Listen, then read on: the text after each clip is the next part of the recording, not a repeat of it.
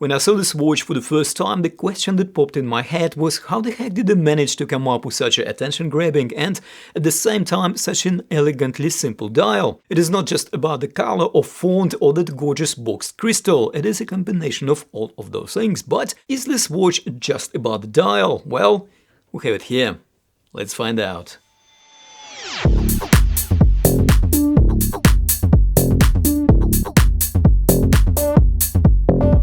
Hello and welcome back! After I finally stopped staring at this quite interesting salmon dial, I turn to more practical points of this watch.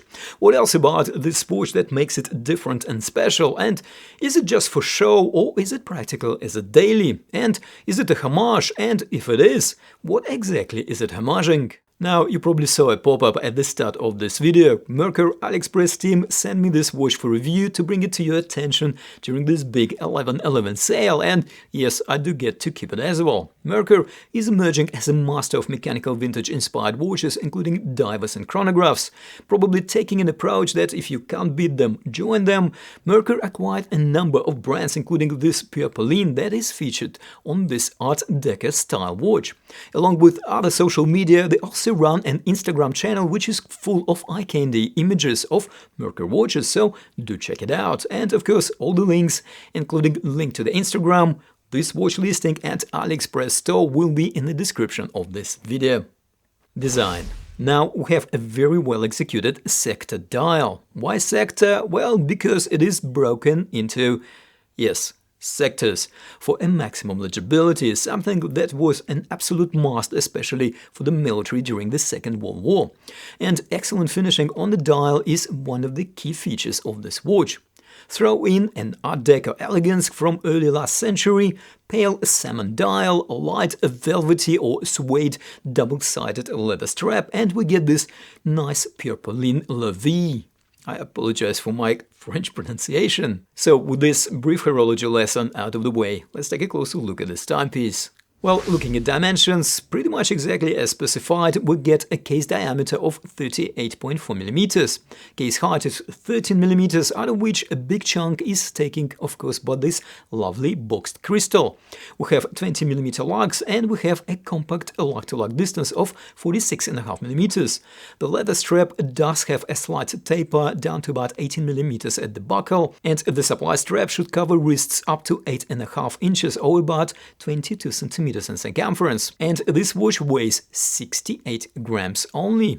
Very, very light. I will of course post wrist shots on my about 7-inch wrist throughout this video.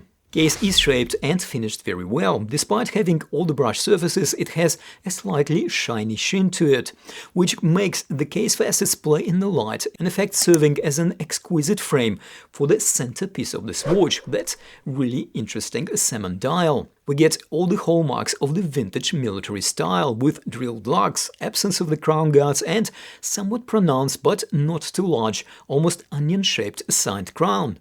Back of the case featured a similar finishing as the front, with added nice sunburst effect and an engraved lion head, and what appears to be a longitude and latitude coordinates somewhere in China. And we have 50 meters of declared water resistance here, which does make sense with a push-pull crown. Crystal. Well, I really like this boxed crystal on this watch. It fits really well with the Art Deco styling and really complements the dial by providing subtle distortion under a more acute viewing angles. The crystal is made out of K1 type mineral glass, which has higher scratch resistance and shatter resistance compared to ordinary mineral glass. Also, this crystal seems to be quite bright and clear, and it deals with the reflections really well. So, from a legibility and aesthetics perspective, this K1 crystal is great. Now, from practical perspective, well, it will be interesting to see how this K1 will hold up. It would be great to have a sapphire crystal option, of course, but such a box sapphire would definitely push the price higher. My guess is at least by $30 or $40. Dial. So we have this salmon color dial. It is a nice and subtle color, kind of between light salmon and industrial copper. It is not one of those bright yellow, red or Tiffany turquoise colors that were so popular for about 2 weeks last year. Not at all. Actually, come to think of it, I never even thought twice if this colorway is something I would wear. Now, the sectors on this sector dial are really well defined, not only by printed markings, but also by different finishings. We have something of a bead blasted finish in the center of the dial, which is surrounded by the circular brushing for the minutes and hour markings tracks. And we have a distinct circular pattern with pronounced sunburst effect for the small second sub-dial. Combine this with very tastefully selected font for the branding, and we get a dial here that arguably can stand shoulder to shoulder with dials on 10 or even 30 times more expensive watches. The execution is very good. I believe I have an upgraded version here with more elongated hands, especially the second hand, so everything on this dial looks well balanced and proportioned. And even nicely skeletonized hour and minute hands have a well-finished central pinion cap, showing high attention to detail. And yes, no loom here, as we would expect on such a style watch.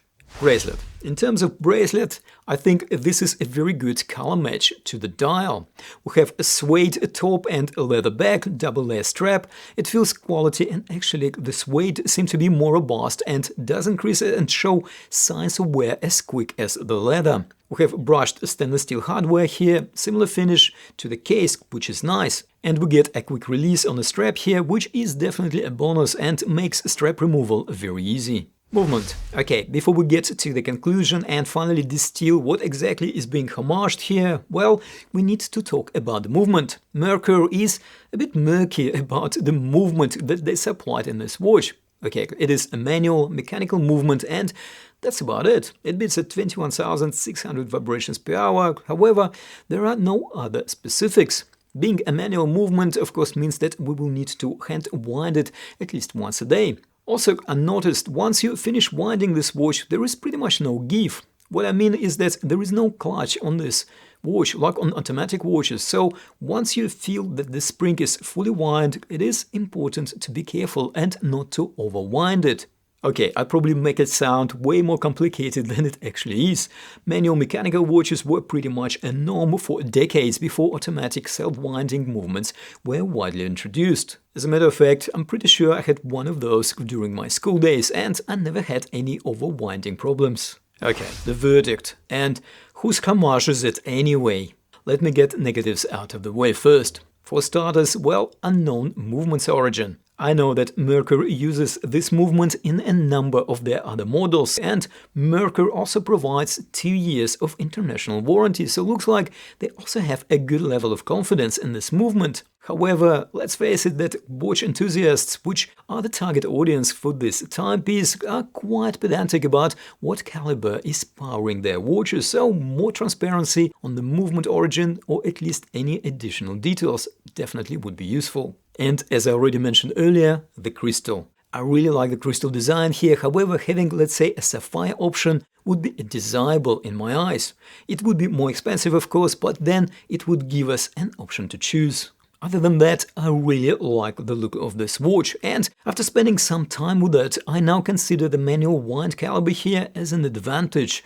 It actually allows for more intimate connection with this very attractive timepiece. And finally, what did serve as inspiration to this very competitively priced, really good-looking watch? Well, from what I can see, it is a combination of two heavy weights of horology: JLC Master Control Date Sector Dial and Longines Heritage Classic, both beautiful timepieces priced at around $6,000 and $2,500 respectively. I will let you draw your own conclusions about what design cues this around $100 Merkur Purpurine borrowed here and mixed with their own salmon dial design. And if you want to see other military-style watches, then check my video over here. Or for more Merkur watches, military chronographs and divers, check this one over here. And of course, don't forget to subscribe and hit that notification bell if you haven't already done so. And as always, thank you for watching, take care, and I will see you in the next video.